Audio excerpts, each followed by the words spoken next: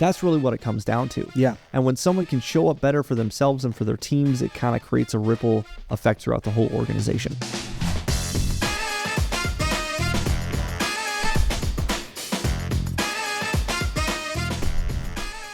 Hi, I'm Russ. And I'm Danny. And this is the Memory Makers Podcast. The show that helps you create amazing customer experiences and make more memories. Dun-dun-dun-dun-dun. All right, we're going to shift gears because you are no longer Danny Gruening of Creative Works, co-host of the Memory Makers Podcast. You are now Danny Gruening, co-founder / managing partner / extraordinaire of Action Lab Leadership. So I'm going to, are you ready to shift your gears and put on your mastermind pants? I am, but for those who are wondering, no, I didn't get fired, because the way you just described that, like I'm no longer with Creatives. I still work at Creative Works right now, everybody. Yes. Sorry. Different hat that you're wearing for the moment. So, so for those who haven't heard of Action Lab since it was announced and launched at the end of last year, what is Action Lab? The easiest way I can describe it is we help FEC leaders eliminate overwhelm and grow the business. Okay, I love it. How do you do that?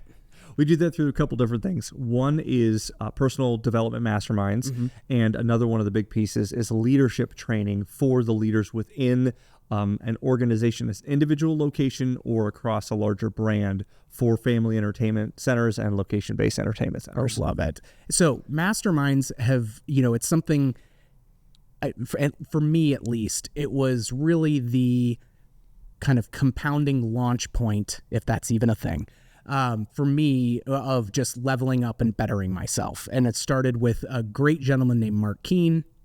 And a number of our leadership team members were all involved in masterminds, and you were part of Mark's mastermind group. Mark even helped kind of mentor you in some of your early things, because you were saying, hey, this is speaking to my soul, and this is something that I want to do more of and actually facilitate and foster clients in, through masterminds. So before Action Lab became a thing, and you had your own business, and your wife Michelle also runs masterminds, what was it about these meetings and this format or this vehicle that really spoke to you and made you so enthused to be able to start helping others through them? Yeah, mastermind's a big word that means a lot of things to a lot of different people, and to some people it means nothing because they've never heard the word before. Right. And so I think it can carry either no meaning or a lot of baggage depending on who you talk to, which is an interesting place to be. But for me, there's a lot of power in community, and while we all have a lot of community within the organizations in which we work, I've got community with you and Mike and Armando and everybody else here, and that's great. There's also benefits to getting community outside our kind of bubble of where we work and getting new perspectives and new challenges and new ways of thinking from people that will see things that we don't. And so I ended up joining a mastermind largely out of my own kind of desire for personal growth that came from a toxic cycle of just achieve, never celebrate, and kind of have this downward spiral of kind of achievement driven by insecurity, but never finding happiness from it. Right. And so I wanted to flip that script because that was not a fun way to live. And so I started my own personal growth journey, and, books and podcasts and all that are great. It's a one-way download of information. Yeah. And I ended up joining a mastermind group that's outside of the FEC industry entirely, and it was run by Mark, and it was an amazing experience. I was in it for 5 years, but there's so much value I got from being able to bring personal and professional challenges, to be able to really actually own and celebrate wins, to get real-time feedback from other people, to be held accountable to the things I said I was going to do in a way that is different from being held accountable by someone you work with. And so there was just a lot of that came from that, a lot of good in my own life. Yeah. And then I realized for me, okay, well, all the tools that I've learned on my own, whether it's from books or podcasts or from the mastermind or anywhere else, I was using those to help coach other people and help them overcome challenges and solve problems. And I loved it. Yeah. It, it lit me up, and that was the thing that I enjoyed more than anything else. And so I wanted to be able to take that concept and apply it on a greater scale, which is why I started doing masterminds as a side business 3.5 years ago to what has now turned into Action Lab leadership. Yeah. And you had this idea and presence of mind of, hey, not a lot of folks, even within the FEC industry, it hadn't kind of entered our FEC zeitgeist yet. No, not at all. And so it was a very underserved market. You've got a lot of these entrepreneurs and people running their business and spinning so many plates. And what you and I were talking about this morning as we were just nerding out was it's such a great opportunity and such an underutilized, piece where if I'm an owner and I'm trying to spin all of these plates, but I really want to empower not only myself and have a safe place where I can talk about some of my frustrations, but not all of those things need to be shared with my, subordinates or my peers or other things like that. But I can, be in this environment to do that. But you also then, as you were bringing on some of those clients, you were also bringing on different management levels within those types of businesses and groups and as well. So now with your focus, through Action Lab, what are some of the different areas? I mean, you're trying to work not only with owners, but you're working with management level people throughout a variety of, some are on the vending side, some are on the operations side. What are some of the things that they typically come away with, in that first meeting or that second meeting after they've done their session? And what are some of the core things, let's not even put it to the first or the second meeting. When you're having an interview with them to see whether it's a good fit for them and for you to bring them on, what are some of the biggest things that you say, like, look, these are we want you to have a better system. We want you to have a better structure. We want you to have better communication. What does that initial conversation look like with them? Well, that initial conversation can go a lot of different directions just depending on what their goals are. And I think maybe the best way to answer this is, what are the most common benefits and skill sets that people are able to grow as being part of one of these mastermind groups? Mm-hmm. And I would say a big piece of that is, number one, energy management, and be able to reset yourself emotionally, right? Because we've all had those days where it's a meeting to go to a meeting to go to a meeting to do this thing to the meeting to the meeting and you have no time to breathe. And then by the end of the day, or even in the middle of the day, you're exhausted and you've taken the baggage from one meeting and you just dumped it all over somebody else because the way you showed up and how much stress you brought. And being able to understand how to kind of reset ourselves emotionally from one thing to the next is a big part of it. Self-awareness and being able to understand the way that you think and operate, being able to improve your communication with others to increase your influence, but also ask the right questions to create more empathy and understanding and trust with the other person. Those are a few of the big ones. And in addition to that, habits and discipline.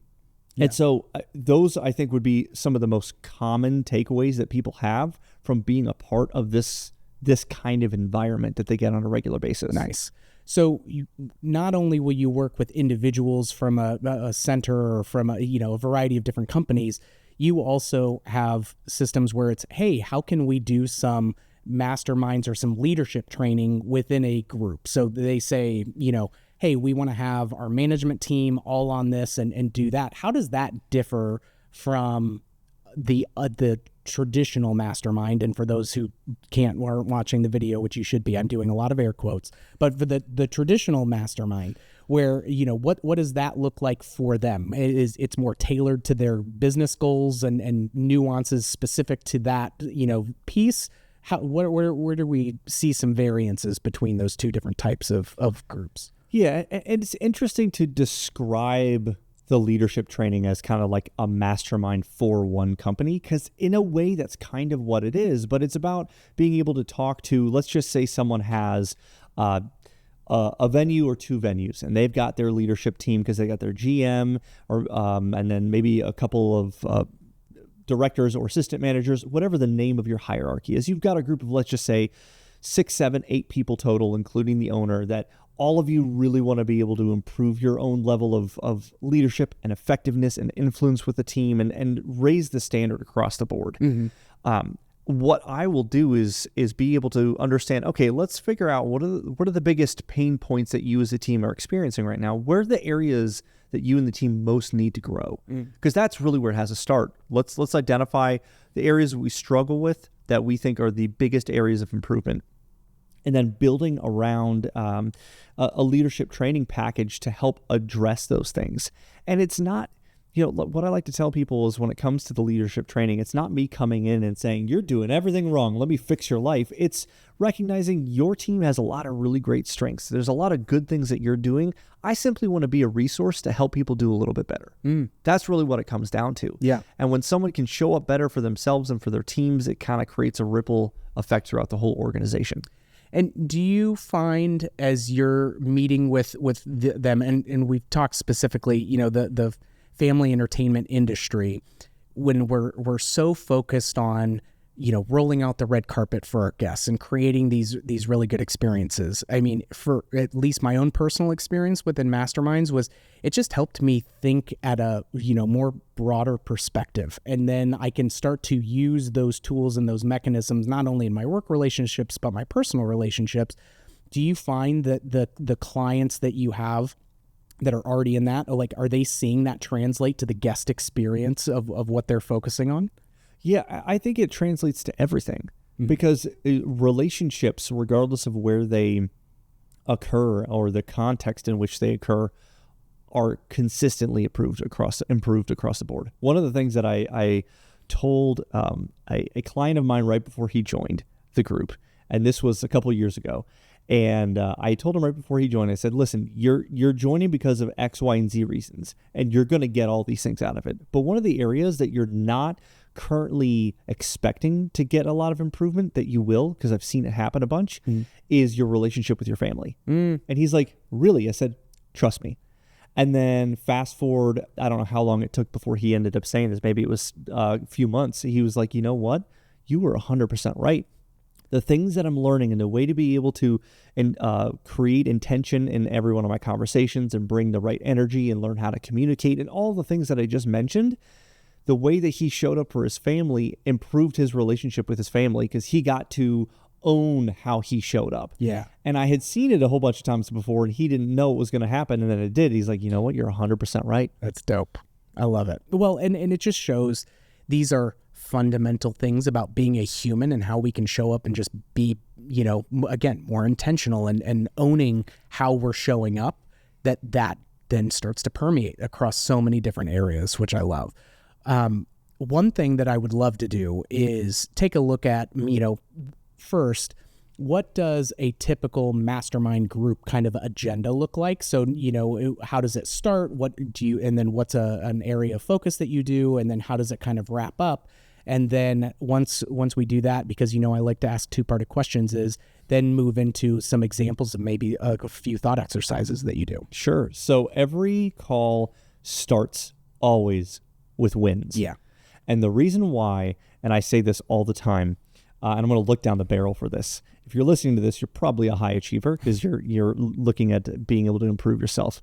As a high achiever, you probably suck at celebrating wins. We all do, because we accomplish something, we hit a milestone, achieve a goal, whatever it is, and we tend to think, well, that's just what's expected of me, or, well, on to the next thing. We just immediately shift focus and go on to the next thing, and it allows us to achieve at a high level. But I find a lot of joy in being able to pause and take time to celebrate. Yeah. So there's two sides of that. One, high achievers suck at celebrating wins, but two, most of us don't have a place where we can genuinely celebrate the things we accomplish, because you can't necessarily put it on social media because, well, people will think you're bragging, or maybe your family doesn't get it, or whatever this is. We all have these reasons of, a lot of us tend to minimize our own accomplishments to help other people feel comfortable. Yeah. And the mastermind is not a place for that. You come in, you own your wins, and no one will ever judge you, and everyone always celebrates you. No emotional hedging. Exactly. I love it. No emotional hedging. Yeah. So there's that. And then we have a conversation essentially that I facilitate about content. And usually it's a series. So it'll be a 3, 4, 5 week series that builds on one another. And I'll introduce a concept and we start having a really great conversation about the way that this shows up in our life, or how this influences us over here. And, well, how does your experience differ from mine over here? And then we learn from one another. And it's a really great conversation that we all learn at a high level. But then the most important part, I think, is we finish a call with a challenge, because it's one thing to philosophically talk about stuff in a call, and it's another thing to actually apply that knowledge in a meaningful way in your life. And the challenge helps you actually do that in a way that takes philosophical ideas and implement them to make them real. And so that's what we do as the last part of the call. And then in the following week, I didn't mention this before, but between wins and content is a challenge check-in. Okay. How did it go? And what did you learn? What went well? All that stuff. Yeah, I love it. So what I would love for us to do is give me a couple of your examples, maybe even stuff that you are working on with the groups currently, of what are some of those thought exercises, and then perhaps what would be a challenge that you would, have them create. Is that challenge something that they kind of tailor based on their, hey, this is how I need to personally apply this in my upcoming days, etc.? So I will give you a couple things that we've been working on recently within the groups. So there is one part of this is conviction, and it's kind of another word for that is optimism, the belief that things are going to turn out well, and how to be able to focus our mind on the positive side, because we can all ask what if with a negative consequence. We generally, almost everybody does that. What if this fails? What if that goes wrong? What if blah, blah, blah, always negative. Head trash. And it's flipping that around to the positive, conviction-oriented optimism side to say, well, what if this turns out better than I could have expected? What if this is the breakthrough? What if positive side, and we have to be intentional to make that happen because the human brain is wired for negativity. And so we spent a lot of time talking around that kind of topic and the way that it shows up in our lives and the way that conviction manifests itself in certain areas, or maybe we lack conviction in certain areas, and how to boost that, those sorts of things. Okay. And from that, one of the challenges that I gave to the group was saying, let's generally, if you have someone who's an entrepreneur, they have a level of conviction and optimism on a macro scale, because they believe I can grow this business. I'm going to be able to do this in the future. They took on the risk to start a business in the first place, right? Sure. But I took this challenge down into a very micro day-to-day scale, and I had them play a game called Today is the Best Day Ever. Okay. And the game was essentially, the idea was you wake up in the morning and you know today is the best day ever, but you don't yet know why. Okay. So you spend your day watching for and looking for what is the thing that's going to make this the best day ever. And the point is, it probably won't be the best day you've ever had, but it's about turning on your reticular activating system, that brain filter that says what's important and what's not, to look for all the good, fantastic, amazing things happening around you that you take for granted or don't pay attention to, and you adjust your focus to make sure you see those things. And you're essentially aligning your focus to walk around all day to going, what is the amazing stuff around me? What is the amazing stuff around me? Very few people do that, but when you have an intentional challenge around that, you start seeing, there's a lot of really cool things happening around me. There's a lot of things I'm grateful for. There's a lot of just even small little tiny moments that you can find of, oh, I went walking outside and there was this really cool bird that landed on the branch. It had this cool color pattern and chirped at me. Like that could be a moment, but most people would just like walk right by and not notice it, right? Yeah. And so it's about adjusting our awareness on the positive things that are happening in our lives. Yeah, helping to realign those neurological pathways to be skewing your radar towards more positivity in your life. I love that. You had another one that you wanted to share I can give you one more. Yeah, let's go. So another piece that we've been talking about is the idea of agency and assertiveness. Okay. And agency essentially being that I take full responsibility for my life, and I know that the actions I take do make an impact. And assertiveness is being able to take the action that I can see as an opportunity. So they're kind of two halves of the same coin, right? So we've talked a lot about how to be able to increase both of those things, and what happens when one is high and one is low, and those sorts of pieces is a big part of the conversation. But the challenge that I gave out based upon that is being able to help another person in your organization increase their own agency around their work. And what I mean by that is, and the challenge was essentially to say, when you talk to your team and your employees and they have their task they're working on, they have their project they're doing, or their job that they're doing, is be able to connect that work with the larger picture. what is the mission of your company? What's the vision of your company? What is the community impact of what you do? What is the greater vision here that you can connect their work to that greater vision? Because it does a couple of things. One is for the employee, it can help reduce frustration, anxiety, and stress, because it's not just, well, I'm doing this work, but it doesn't actually matter, blah, blah, blah, right? Because you have a greater story to it. And it also helps prevent burnout. Yeah. And then it creates more loyalty from and trust from that employee to you as a leader and to your organization.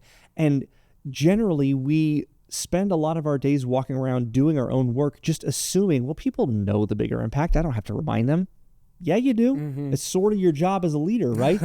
And I say this with full empathy, understanding this is an area that I want to improve myself. And that's part of what the benefit of these kinds of conversations and calls is we all learn, including myself, of ways that we can improve how we show up and how we have an impact on the people around us. I dig it. So anybody that's thinking of, hey, are we missing opportunities? Or when you typically, you can be an entrepreneur and you can have a mind for business and you can think about all of that. I mean, there are some folks who maybe don't have the EQ, right? The emotional IQ of being able to be there and be more present for their staff. And this is something that can help with that. So it's also just being able, to your point, have more agency and ownership over, okay, stuff is going to happen. It's more, how do I respond to that? And then how do I help others around me be in a better position to handle those things as those come up? And building that camaraderie and that deeper bond just by being able to show up for each other in better ways. Anything else that comes to mind, that people should be thinking about as far as, hey, I should look into this a little bit more, because I feel like sometimes it's easy to get caught up into the trap of, well, I should know all of these answers. And then when it's something like this, where you may not have all of the answers, like that's what this is for. Like we are the sum of the people we spend our time around and who we learn and grow from. And this is a vehicle to be able to do that. So is there, if folks are considering doing a mastermind or trying to, what are some indicators, I should say, as I'm rambling to get to a question, what are some, if they're having kind of these thoughts in their head or these frustration points, that you would say, hey, you should consider doing a mastermind? Yeah, I would say if someone is really interested in personal development, if they're reading a lot of books, if they're listening to a lot of podcasts, and they think to themselves, man, I wish I had more people to talk about this stuff with, right? I wish I had a group of people who felt the way that I do about this stuff, or I wish people around me would just get it, right? or I'm struggling on being able to improve these skills on my own. I need somewhere to help me level up. Or honestly, here's another big one, and this is a piece that I think comes up in a lot of people's heads. Well, that sounds interesting. I don't have the time. Here's the thing, and what I've seen again and again and again, because I have clients who are business leaders, and I have those who are the business owner as well as the leader. And what I like to say is, do they have the time for the call? Maybe, maybe not, but they make the time for it, because they have seen again and again and again that if they can protect 1 hour a week for themselves, to pour into themselves, to level up their own skill, to reset their perspectives, that the rest of their many, many dozens of hours that they spend on and in the business is actually improved, because they're showing up in a much more effective and productive way.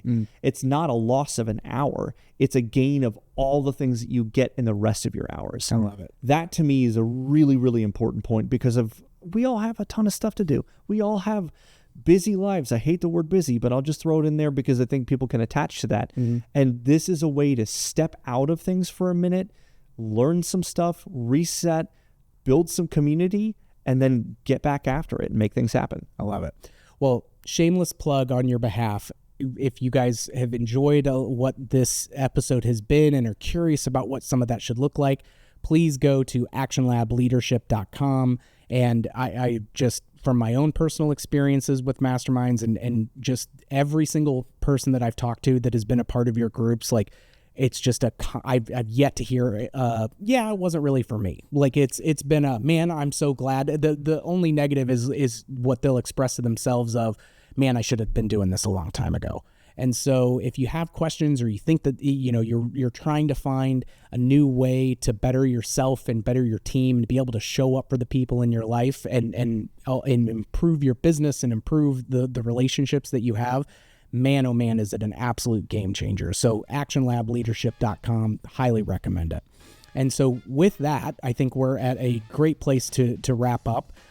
We've got more awesome content. You can put your podcast host back on now that we're in the outro. But we've got more awesome content coming your guys' way through the weekly episodes, so be sure to come back and hear more of the valuable insights from us and others through our amazing guests, and we've got more great guests coming on. If you liked what you heard, don't forget to subscribe and leave a review. And we always appreciate the 5 stars, please and thank you.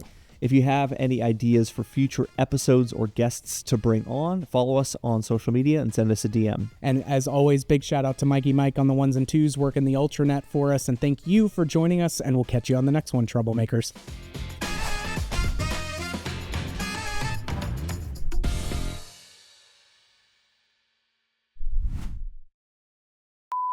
Tuck my cell phone down there so that way it's not buzzing on the table. Can you just tuck it between your legs? I do. Instead of putting it in your pocket like a normal human? No. I got power thighs, man. It can't be. It's like... I got these tree trunks, happening. And so... Thunder thighs. Yeah. I'm not wearing skinny jeans, but, I fill them out. I got a good foundation. I'm built sturdy. I'm going to make just a note in here. And you'll be able to see it up on the screen, too, because Mike's got the deluxe setup. Oh, look at I know. that. Oh, that is fantastic. Spoils me so bad. That was great. Mike's got gimmicks. Oh. All right. Yeah.